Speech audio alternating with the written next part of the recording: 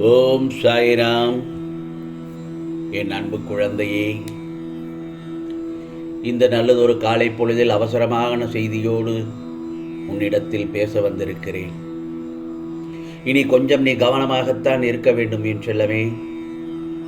உன் சாயப்பா சொல்வதை கேள், நிச்சயமாக புரியும். உன் கடந்த கால அனுபவங்களை நினைத்து வருந்திக் கொண்டே இருக்க வேண்டாம்.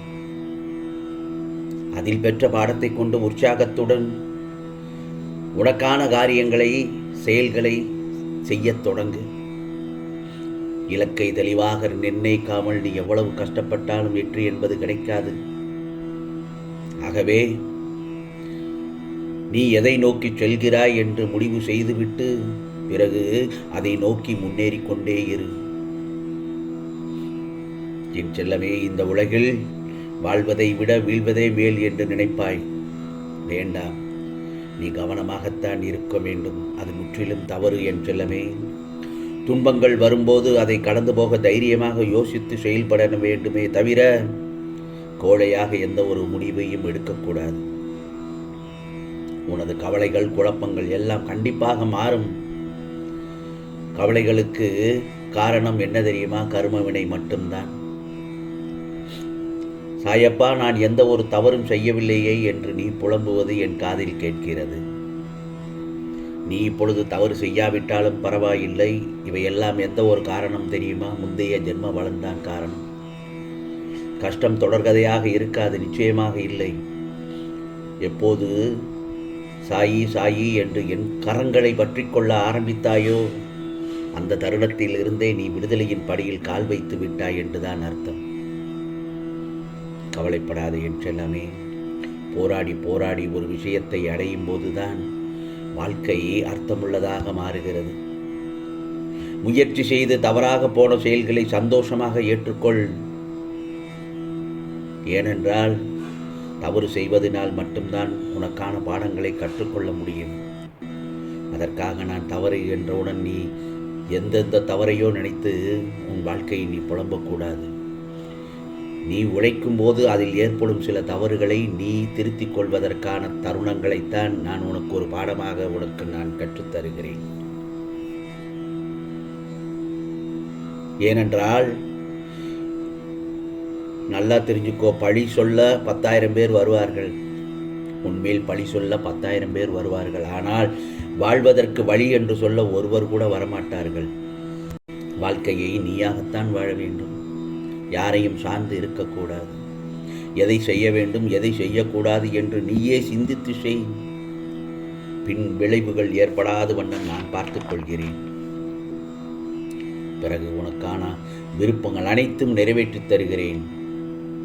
ஆனால் நீ இப்பொழுது சற்று கவனமாகத்தான் இருக்க வேண்டும். இந்த நாளில் நிச்சயமாக நான் சொல்லும் மந்திரத்தை நீ பூஜை பண்ணினால், நீ எந்த நினைத்தாலும் அதை கண்டிப்பாக நிறைவேற்றி தருவது என்னுடைய கடமை. ஏனென்றால் இது 100% சக்தி வாய்ந்த மந்திரம் என்று சொல்லலாம். ஓம் ஸ்ரீ காலதீதாய நமக, ஓம் ஸ்ரீ மிருத்யுஞ்ஞாய நமக, ஓம் ஸ்ரீ ஆரோக்கிய சம்தே நமக என்று இந்த மந்திரத்தை 21 நாட்கள் இடைவிடாது மனதை ஒரு நிலைப்படுத்தி நம்பிக்கையோடு இந்த மந்திரத்தை சொல்லி என் செல்லமே.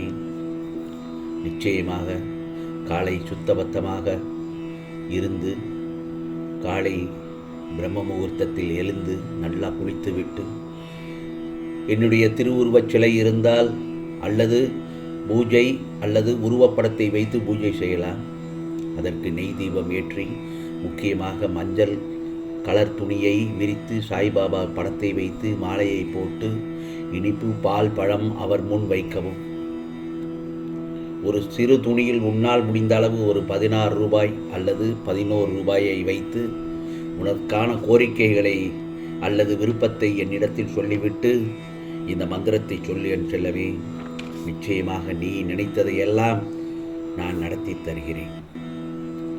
நீ என்னிடத்தில் கேட்ட பல முறை நல்லதொரு வரத்தை நான் தரப்போகிறேன். சந்தோஷமாக பெற்றுக்கொள். வாழ்க்கையை இனிதாக எடுத்து இன்பமாக வாழ கற்றுக்கொள் என் செல்லமே. ஏனென்றால் வாழ்க்கையில் நீ சந்தோஷமாக வாழ வேண்டும் என்றால் இரண்டே இரண்டு காரியங்கள் தான், அல்லது இரண்டு வழிமுறைகள் என்று கூட சொல்லலாம்.